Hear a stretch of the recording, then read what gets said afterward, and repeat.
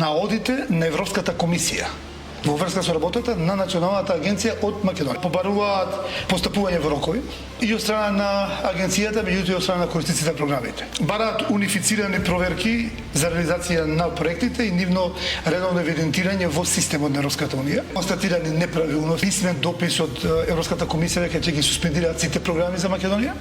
Тоа го решивме во првиот работен ден. Серија случаи кои до сега ги евидентиравме како проблематични, меѓу кои и Тетовскиот универзитет, невладини организации, меѓутоа и јавни установи.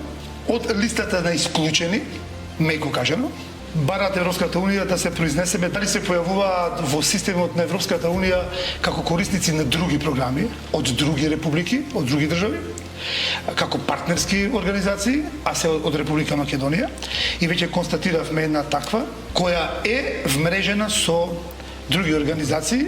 Тие 22 организации кои треба да бидат исклучени од системот на работењето.